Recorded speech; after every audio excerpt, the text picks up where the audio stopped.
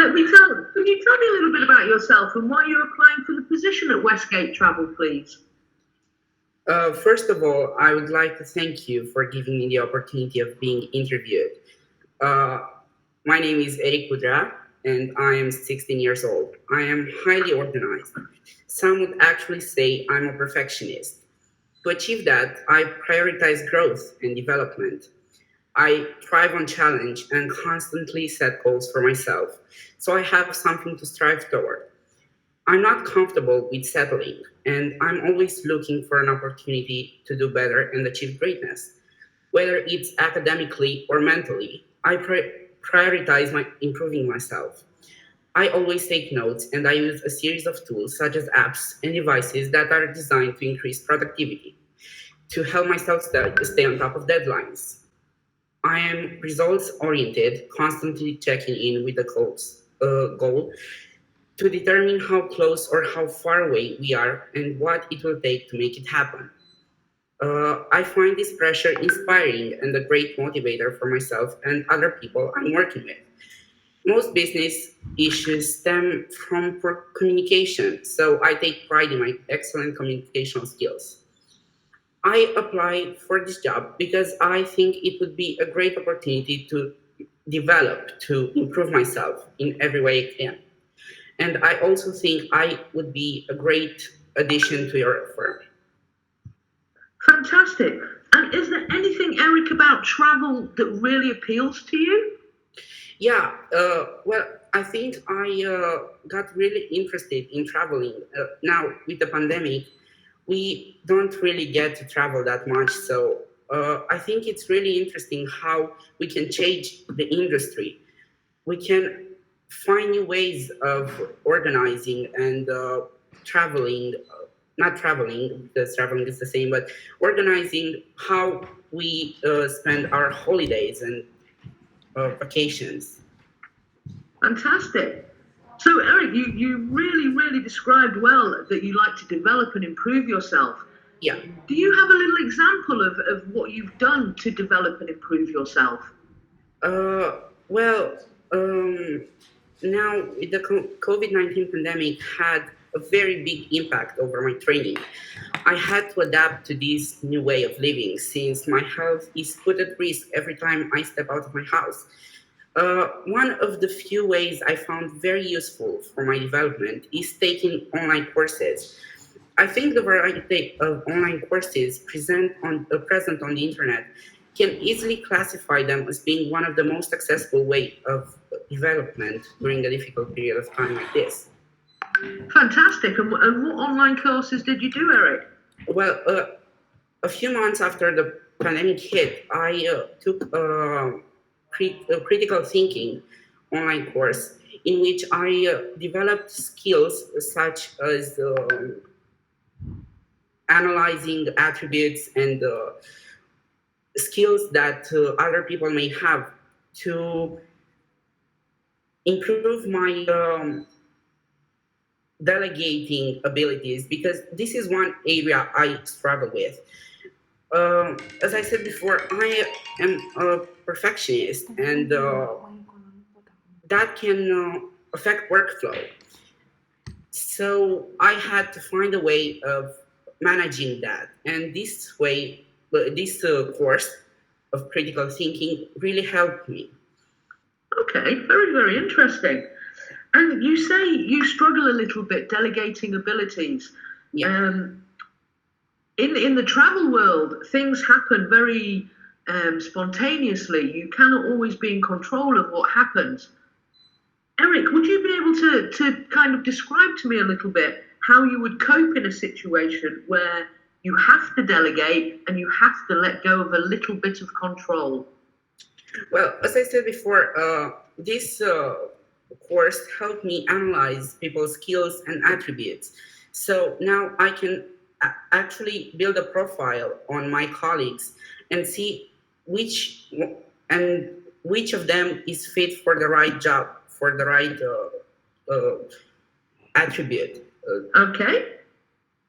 So as you know, Eric, this job is for a manager. Can you give me any examples of where you've been a good leader, where you've done some good teamwork?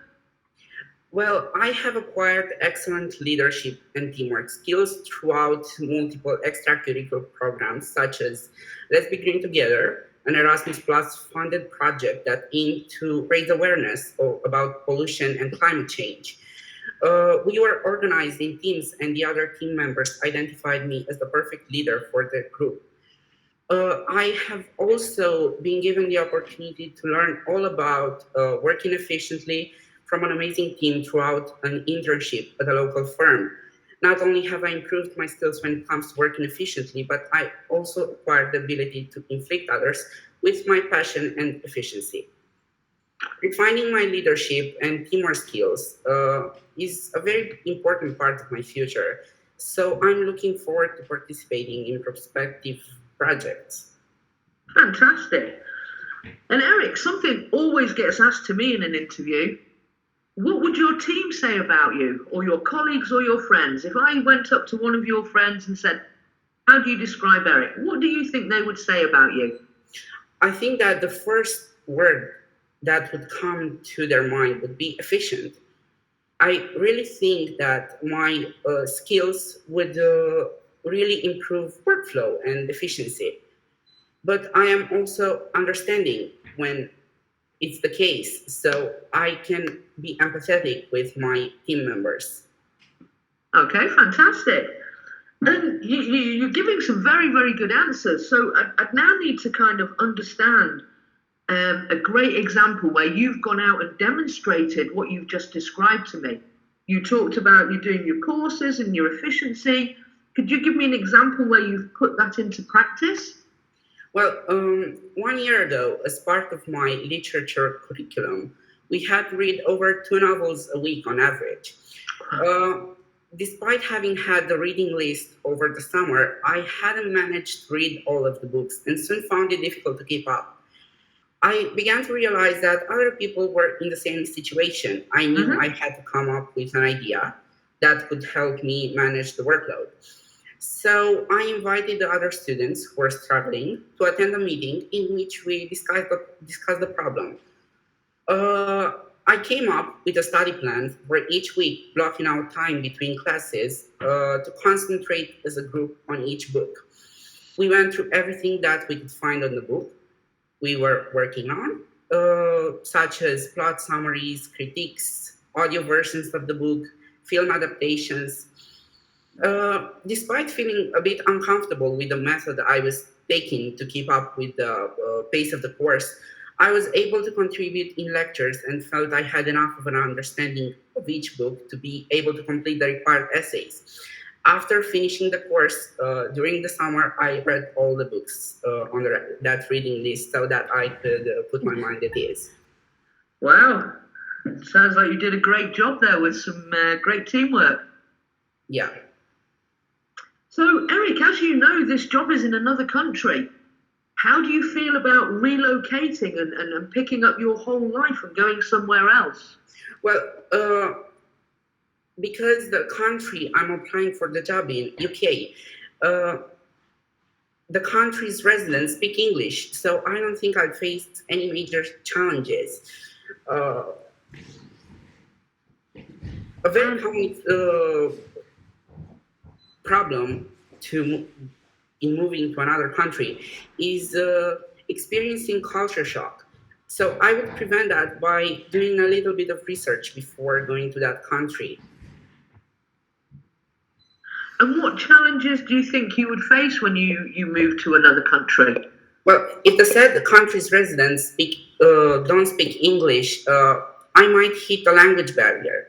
One countermeasure I would take to prevent that from happening is taking a few private lessons on the official language that is spoken into that country prior to me leaving. And Eric, as you know, this position is based in Manchester at the moment, but we are a global company. There will be lots of opportunities. Would you be flexible then to potentially relocate somewhere else? Yeah, of course. Great to hear. So, talking again about moving, it's very, very difficult, and something I like to tell all my team, that if they're coming from one country to another, getting embedded in the culture and having the language is one thing, but you have a whole family and a whole life where you live. How do you think you'll cope with the strains and the stresses of moving away from basically what you've known your whole life? Well, now I'm gonna talk about my experience a bit with the COVID-19 pandemic, because it was kind of a mock trial. The COVID-19 pandemic, we were isolated from our families, and we had to find new ways of adapting, of communicating. So I think I would actually be quite good with that, because there are new ways of communicating, of staying in touch. So I don't think that would be a problem. Yeah, fantastic. That sounds like a very good answer to me. So we've talked a little bit about, you being potentially successful and moving to the UK. One thing also that's really, really important to me is that my team continue to make sure they develop themselves. Going forward, how would you like to continue to maintain and ensure, Eric, that you continue to learn and develop yourself? Well, now it depends on the situation. If the COVID-19 pandemic is staying, is not going to change, I think I'm gonna continue with the courses, the online courses that I have previously enrolled myself in, and I would also try to find new experiences so that I can extract some other skills and develop my current skills. And are there any particular skills that you feel you yourself would like to develop? Any area that you think, ooh, I'd really love to take myself down that path? Well, as I said before, delegating was the only area I struggled in. Other than that, I don't really think I need, of course, I need improving. There's always room to improve. That's what I like about progress. But I don't feel like there's a specific area. I like to develop in every area I can, as I said before, mentally or academically. Okay. Yeah, learning is a very big thing, and for me, it's very important that we all learn something every single day. It's the way the world's moving, and talking about learning academically and learning mentally, based on those learnings, kind of was going to lead me to my next question. In 5 years' time, where would you like to be? You've come into my company. You've got a great job in Manchester as the leader of the travel. But the point I was trying to make, you want to develop. Where would you like to go to?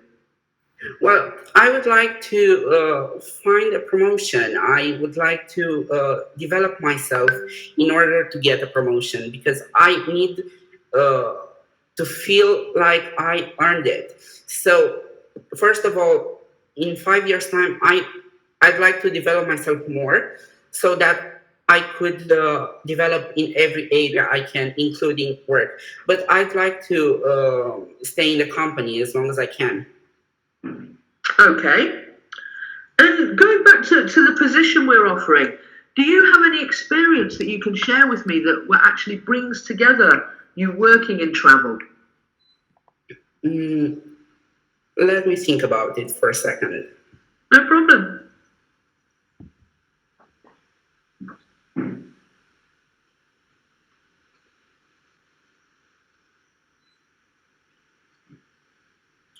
Yeah, so I have a little bit of experience in traveling. Besides the fact that I love traveling, my family, a relative in my family, has a planning agency, a travel planning agency. So I actually did an internship there, and I saw how things work, and I was really impressed. And what was it about that internship that impressed you? What was it that gave you that little spark? The dynamic. I felt like everybody knew what to do. Nobody had to explain things to each other unless it was really necessary. So it was a very well working machine that I wanted to be a part of. Fantastic. And Eric, in that experience, what was the biggest thing you learned? That communication is very important. Unless you communicate, you cannot get the work done. So I strive to be as communicative as I can, and I developed my communicational skills as much as I can. Okay. And when it comes to leading teams, would you say you were kind of more of a leader that brings your team with you, or are you more of a manager that likes to put your team into the areas they need to work on to get the results achieved? Myself, as a manager, I don't see myself as a leader because it sounds a bit wrong. I see myself as a mediator between the team members. I'm the one who will solve the conflicts between the team members, but a leader without team members is nothing. So I think the team members are the most important part of the team. So Absolutely. I'm the mediator between the team members. Okay, very good answer. So, coming back to the role, your first week in the position, let me just give you an example that you're successful in this position. I hope that's not a fire alarm. No. If you're successful in this position, can you give me a little bit of an idea of what you think you would come in and do in your first week? Well, the first week, I think I would learn the way things work in our company, because in order to improve, I need to know how things work. So I would do a little bit of research on how the relationship between the team members are, the way you're working, tools that you're using, and then I would come up with solution in that would improve. Okay. And Eric, do you say you're somebody who's generally late or generally a little bit early? Well, I like to be a little bit early because if you're late, you make a bad impression. But if you're early, I think you show that you care. Very, very good answer. One of my personal pet hates is somebody being late. If you agree a time, you agree a time. And also going forward for interviews, it's a very, very important fact. Great answer. So, Eric, I think at this moment, I've really appreciated your answers. You've gone from climate change to your book clubs, to your organisation, to your study. Can you have anything you'd like to ask me right now? Yeah. What does a typical day look like in your company? Well, a difficult day in our company is generally when, for example, several bookings would come in at once, and we have 5 honeymoons and 5 weddings to organise, and everything has to be perfect. So a difficult day can be very, very chaotic, where everybody is running around trying to put the pieces together to ensure that the client gets exactly the holiday they require. I like that idea. I think it's great. You like that? And how do you think you would operate in that kind of a little bit chaotic scenario? Well, I like a bit of chaos, but I like it to be organized. I mean, as they say, the eye of the storm is the most calm. So I like to be the eye of the storm. I like to keep all things organized for myself and maybe lead others into doing the right thing. Fantastic. Is there anything else you'd like to ask me, Eric? I think that's it. You think that's it? Do you have any concerns about the salary that we offer? Well, I saw it on the ad, and I feel like that's a great starting salary. I hope that I could, of course, get a promotion in the future. I'm pretty sure you will. Thank you. And I would now then, if you at this moment feel, Eric, that you've asked me all the questions you'd like to. What I'd like to do is to go around everybody else who very kindly joined to listen to the interview, to see if you have any questions about the interview, about interview processes in the UK, or about any of the questions that we've asked and answered. We actually have one from the UK as well. A question which is, when interviewing candidates, what would your main factor be in deciding who gets the job? So would your decision mainly be based on like their experience and like educational achievements, or is it based on like the personality that they perceive in the interview? Well, a very honest answer to that is it's based on attitude. You can have somebody come in who's got 5 A-levels and thinks they're absolutely smarter than everybody else in the room. You could have somebody come in who left school with an O-level but has the right attitude, the willingness to learn. Me personally, and many leaders these days, generally go for people that show an open attitude and a willingness to learn rather than the academic qualifications. Brilliant, thank you. You're very welcome. Great question. Anybody else have any questions?